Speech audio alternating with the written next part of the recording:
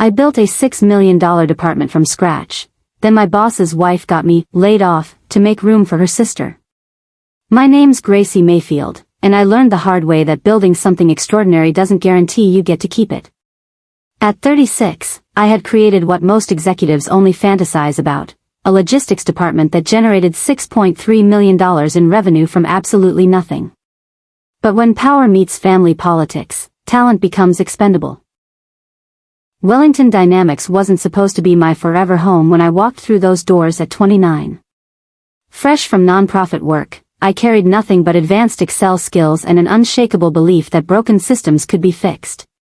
The company was scrappy then, a mid-tier logistics firm desperately trying to compete with tech giants in supply chain management.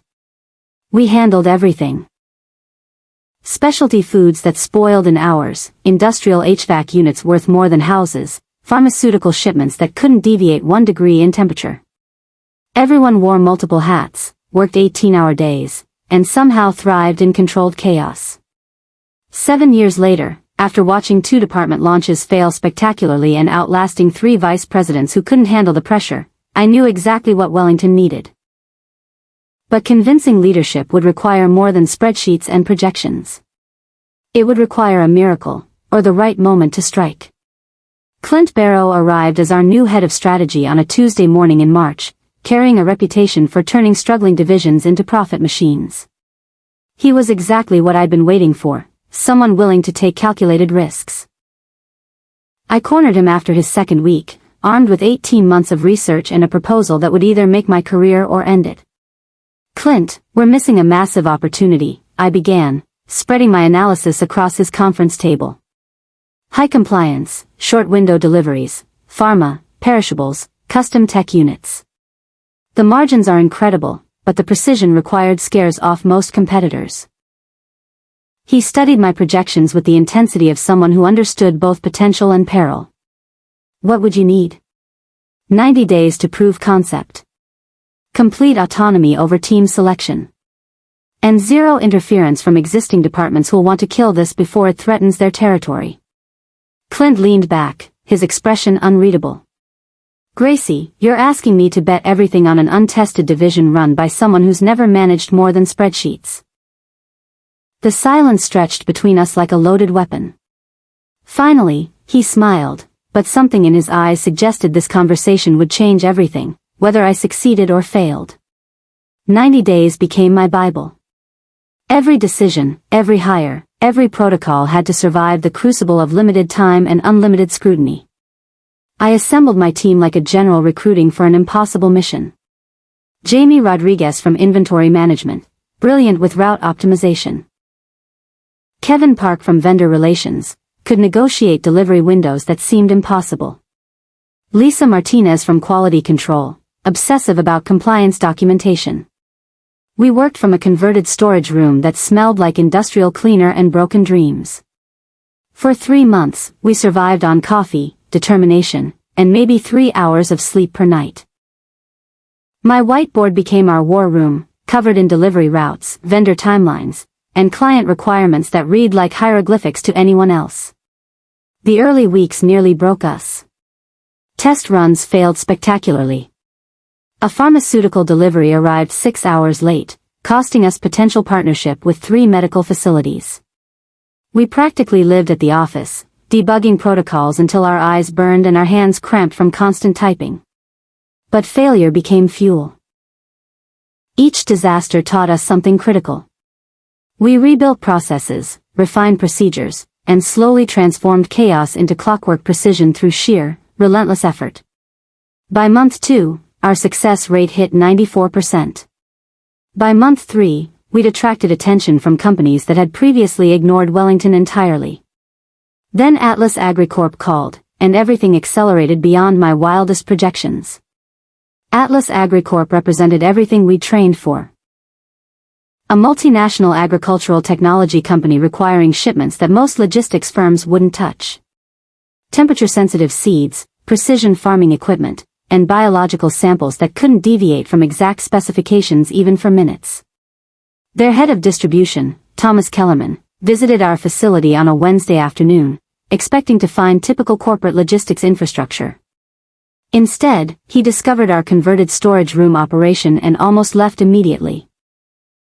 "This is your headquarters?" he asked, genuine disbelief coloring his voice.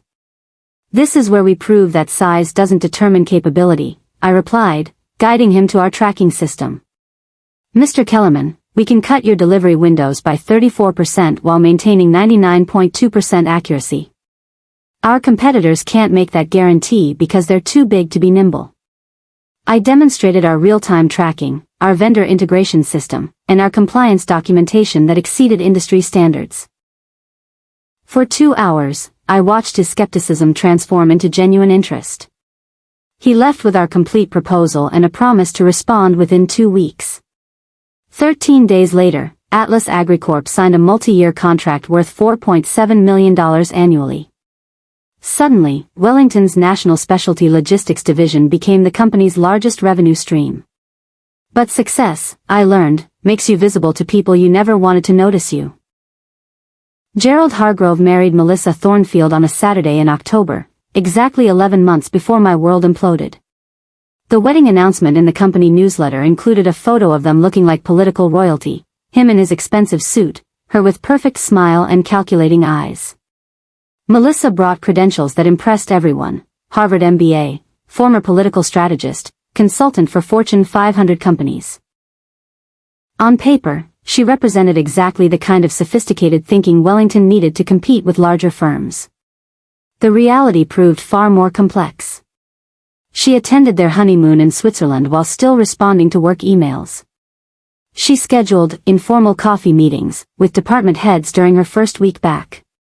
She requested access to financial reports, vendor contracts, and personnel files with casual authority that made everyone nervous.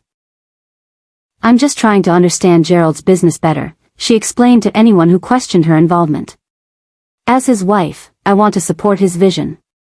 But I recognized something familiar in her approach, the methodical information gathering of someone planning significant changes. She reminded me of auditors who smiled while calculating exactly what needed to be eliminated. At the company holiday party, she approached me with wine and compliments about our division's remarkable success. "Gracie, I've been reviewing your numbers. Truly impressive." Her smile was perfect, professional, and somehow predatory. "I'd love to learn more about your operations."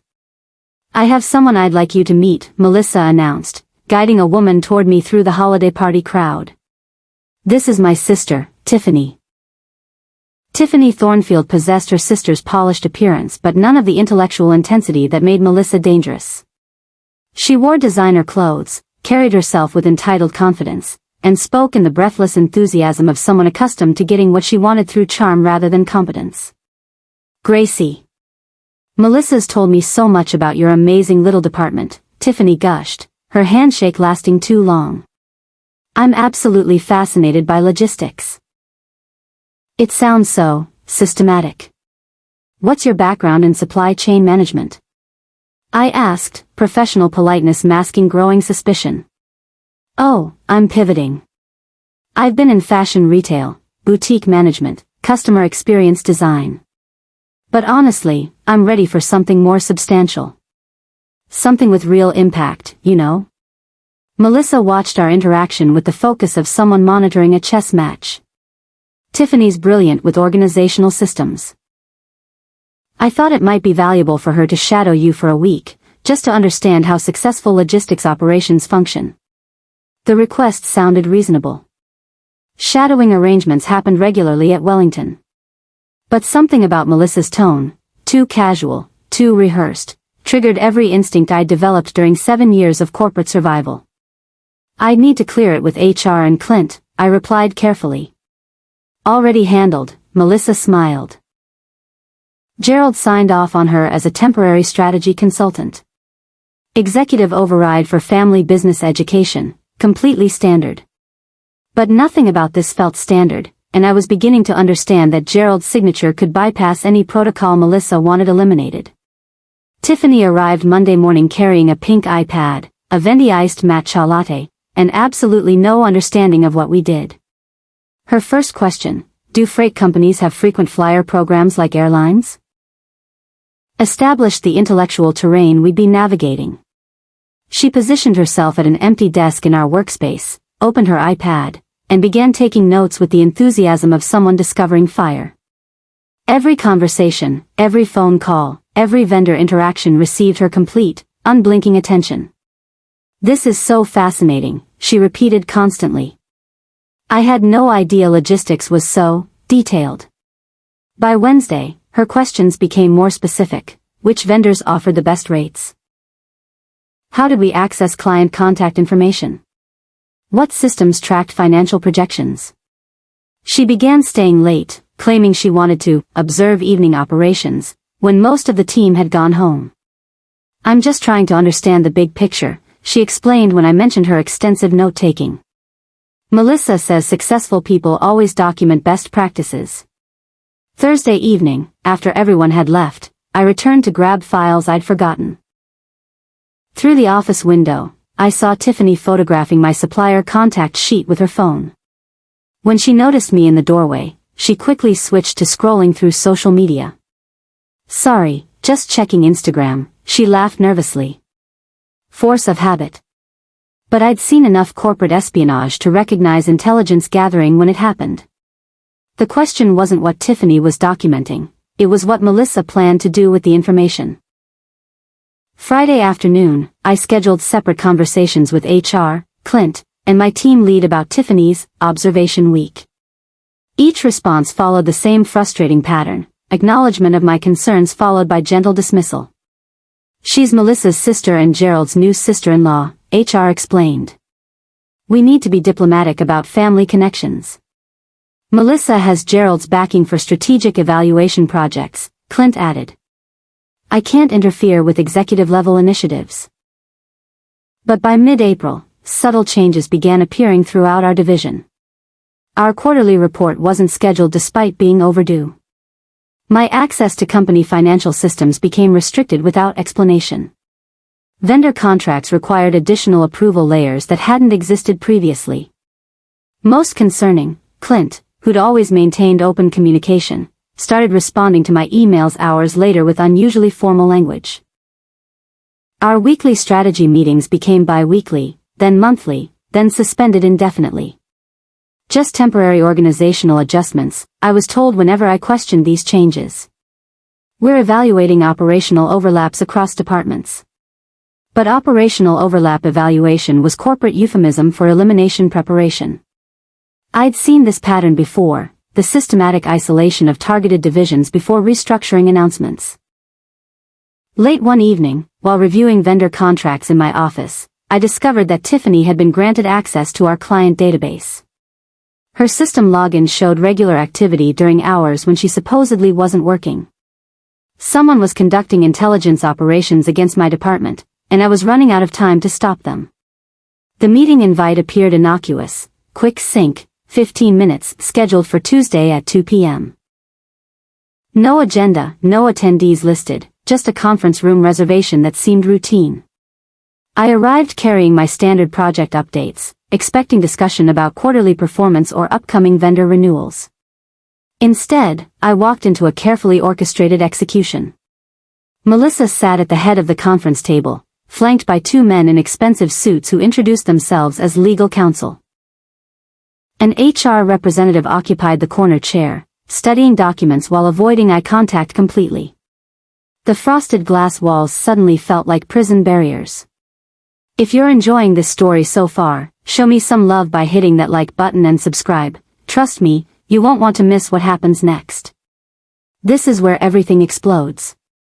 "Gracie, thank you for coming," Melissa began, her tone carrying false warmth that made my skin crawl. "I'll get directly to the point. We're implementing organizational restructuring that affects your division." She slid a manila folder across the table with the casual efficiency of someone who'd done this before. "Your position is being dissolved. The National Specialty Logistics Division will be absorbed into strategic partnerships under different leadership." The words hit like physical blows. After 7 years of building, creating, and delivering unprecedented results, I was being eliminated with 15 minutes notice and pre-prepared paperwork. What's the performance justification? I managed, my voice steadier than I felt. This isn't performance-related, she replied smoothly. It's strategic alignment. But I understood exactly what kind of strategy this represented, and it had nothing to do with business optimization. The folder contained 8 weeks of severance, a non-disclosure agreement, and language absolving Wellington of any wrongdoing. Everything had been pre-approved by legal, pre-processed by HR, and pre-decided by people who'd never spent a single day building what they were destroying. You'll have until Friday to transition your responsibilities, Melissa continued, as if discussing routine administrative changes rather than career assassination. Tiffany will be available to assist with knowledge transfer. The pieces suddenly clicked into perfect, horrifying clarity. Tiffany's observation week had been intelligence gathering. The restricted access, delayed reports, and communication changes had been preparation.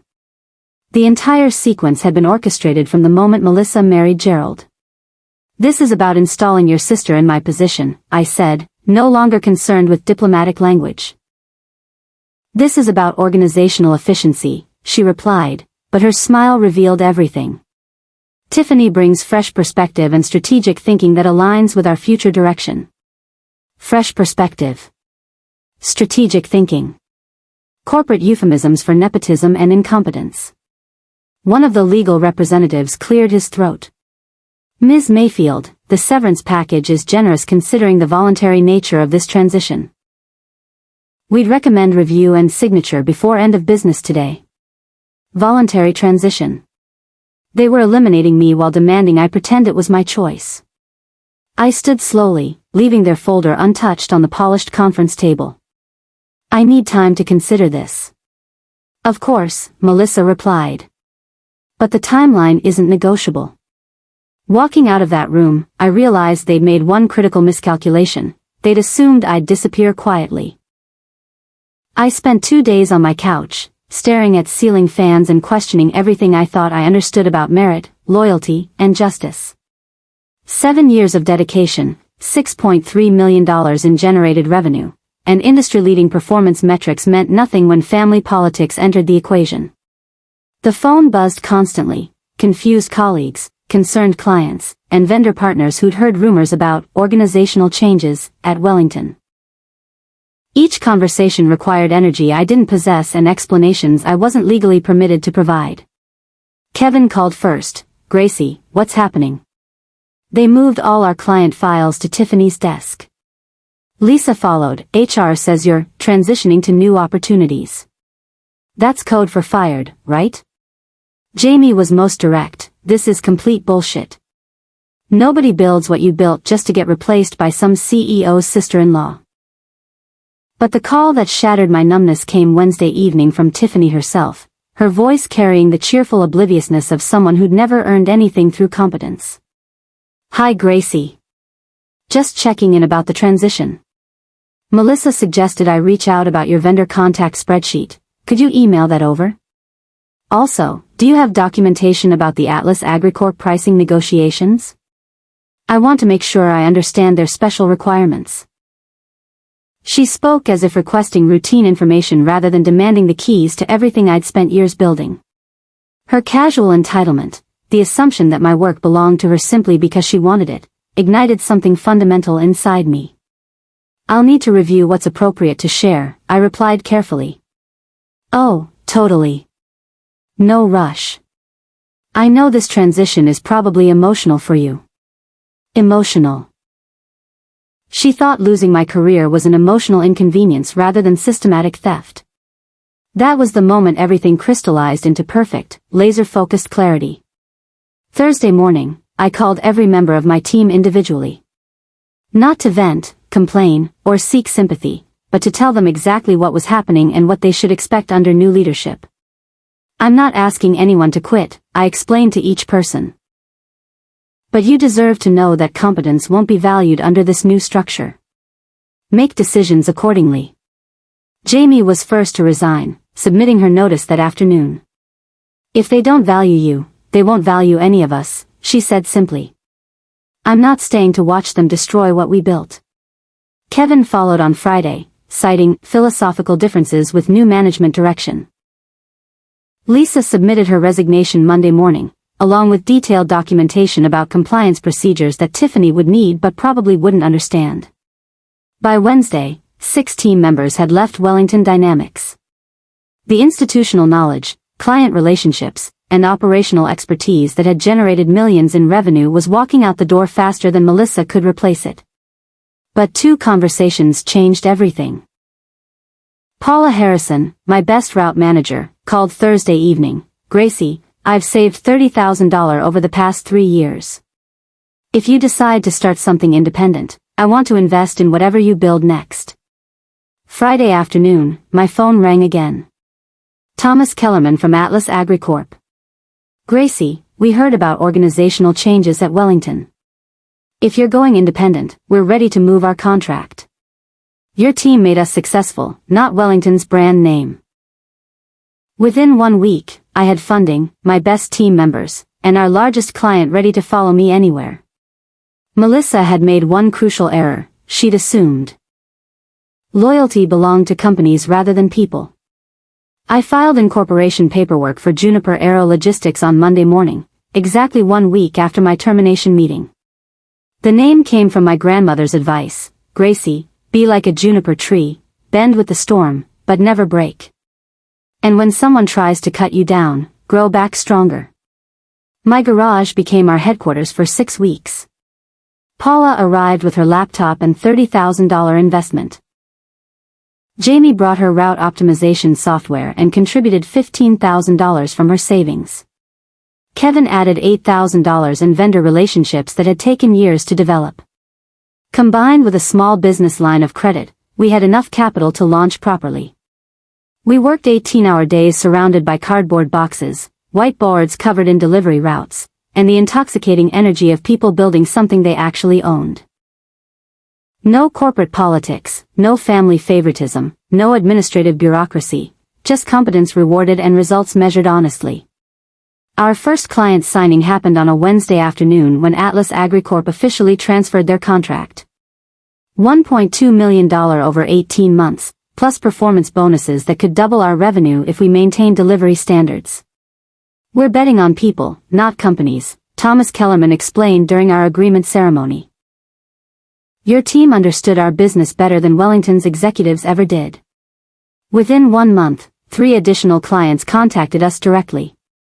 Vendor partners offered exclusive pricing arrangements they'd never extended to Wellington. Industry publications requested interviews about innovative logistics startups disrupting traditional models. But the real validation came from an unexpected source. Former Wellington employees sharing intelligence about Tiffany's catastrophic management performance. The revolution was accelerating beyond anything I'd imagined possible. 6 weeks after my termination, Kevin forwarded me text messages from former colleagues still trapped at Wellington. The intelligence reports read like corporate disaster documentation. Tiffany had caused 3 major client delays during her first month by misunderstanding delivery specifications. A pharmaceutical shipment arrived at the wrong temperature, costing Wellington their contract with regional medical centers. Industrial equipment got routed to incorrect locations because she'd confused client addresses in the tracking system. "She keeps asking questions that prove she doesn't understand basic logistics principles," reported one remaining team member. "Yesterday she wanted to know why we can't just use Uber Eats drivers for time-sensitive deliveries." But the systemic problems went deeper than individual incompetence. With experienced team members gone, institutional knowledge had evaporated. Vendor relationships deteriorated when Tiffany tried renegotiating contracts without understanding existing agreements. Client confidence plummeted as delivery performance dropped to industry average levels. Melissa's response involved hiring expensive consultants to optimize operational efficiency. The exact same consultants who'd failed at 3 previous companies before Wellington. Gerald, meanwhile, had become increasingly isolated from day-to-day operations. Rumors suggested he was spending more time on his yacht than in the office, leaving strategic decisions to Melissa and her expanding network of family-connected employees. The company that had once generated $6.3 million annually from our division was hemorrhaging clients, talent, and reputation simultaneously. But Melissa wasn't admitting failure yet. she was doubling down on strategies that guaranteed even worse results. 3 months after launching Juniper Aero Logistics, I received an invitation that validated everything we'd built. The National Supply Chain Innovation Conference wanted me as a keynote speaker for their Disrupting the Old Guard panel. The irony was exquisite. 18 months earlier, I'd attended this same conference as a Wellington employee, sitting in back row seats and taking notes about industry trends. Now they wanted me to share expertise about transforming logistics through agility and competence. But the real triumph came 2 weeks before the conference when 3 major companies contacted us about exclusive partnership agreements. They'd heard about our Atlas AgriCorp's success and wanted similar performance optimization for their operations. Our garage headquarters had grown into a proper office space with 6 full-time employees and revenue projections that exceeded anything I'd achieved at Wellington. Paula's initial investment had multiplied into equity worth 10 times her original contribution. Jamie's route optimization innovations were being adopted by companies across the industry. "We're not just successful," Kevin observed during our quarterly planning meeting. "We're setting standards that our competitors can't match." But success brought unexpected visibility, including attention from people I'd hoped never to encounter again. The week before the Chicago conference, I received a LinkedIn message from Gerald Hargrove himself. "Gracie, impressive work with your new venture. Perhaps we could discuss potential collaboration opportunities." Collaboration. The man who'd allowed his wife to destroy my career now wanted to benefit from my success. Word through industry channels suggested Wellington was hemorrhaging clients faster than consultants could patch the bleeding. Some opportunities were simply too satisfying to accept. The National Supply Chain Innovation Conference occupied 3 floors of the Palmer House Hilton, packed with industry leaders, startup founders, and executives from companies across North America. I was scheduled for the Saturday morning, Disrupting the Old Guard panel, 90 minutes discussing how agile logistics operations were outperforming traditional corporate structures. But Friday evening's networking reception provided entertainment I hadn't anticipated. Melissa Hargrove stood near the bar, wearing an expensive dress and working the room with political precision. She'd spotted me immediately but pretended otherwise, maintaining conversation with potential clients while monitoring my location through peripheral vision. She approached during a natural break in conversation, wine glass in hand and smile perfectly calibrated for public visibility.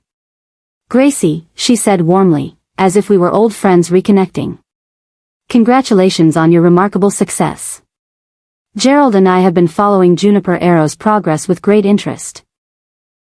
Her tone carried the practiced sincerity of someone who'd spent years perfecting manipulation through charm. But I recognized the calculation behind her approach. She was positioning herself for observers as supportive of my achievements rather than responsible for my departure. "Thank you," I replied neutrally. "How's Tiffany adjusting to logistics management?" The question hit its target precisely. Melissa's smile flickered microscopically. Enough to confirm everything I'd heard about Wellington's performance problems. "She's learning quickly," Melissa responded. "Fresh perspective often brings valuable innovation." Fresh perspective. The same euphemism she'd used to justify installing incompetence in place of expertise. Innovation is certainly important, I agreed. Though results matter more than perspectives. Saturday morning's panel exceeded every expectation I'd harbored about professional vindication. The moderator introduced me as Gracie Mayfield, founder of Juniper Aero Logistics, whose innovative approach to high-compliance delivery has revolutionized client partnerships in the specialty logistics sector. For 90 minutes, I shared the methodologies we developed, the client relationships we'd built, and the performance standards we'd achieved through competence-based team building. The audience included executives from Fortune 500 companies, startup founders seeking operational guidance, and investment firms evaluating logistics sector opportunities. During the Q&A session, someone asked about competing with established corporate logistics providers. "Agility beats bureaucracy," I explained. When clients need specialized solutions, they want teams that understand their business intimately. Large corporations often prioritize internal politics over client success. Independent firms focus exclusively on results. The audience response was immediate and enthusiastic. Business cards, partnership discussions, and investment inquiries followed the panel conclusion. But the most satisfying moment came when I noticed Gerald Hargrove himself in the back row, taking notes about strategies his own company had once possessed before family politics destroyed them. He'd traveled to Chicago to learn from the person his wife had eliminated. After the panel, 3 major clients approached about exclusive partnerships worth a combined $8.7 million over 2 years. Juniper Aero Logistics had evolved from garage startup to industry leader in less than 6 months. Meanwhile, rumors circulated about Wellington Dynamics facing contract renewals that they were unlikely to secure due to performance decline. The revolution had become complete industry transformation.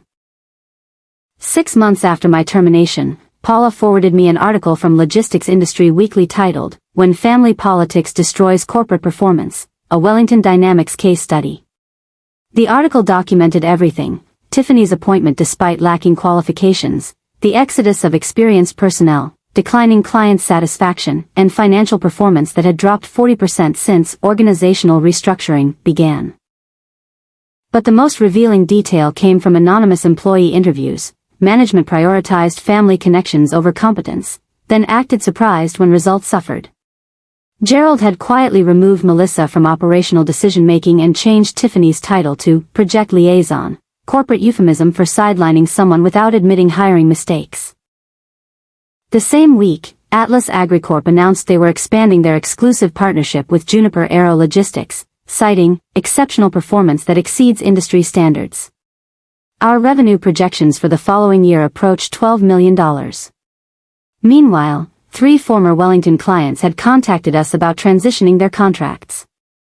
Word was spreading that Competence had relocated from corporate bureaucracy to independent operations. But the ultimate validation came through an unexpected phone call from Clint Barrow himself.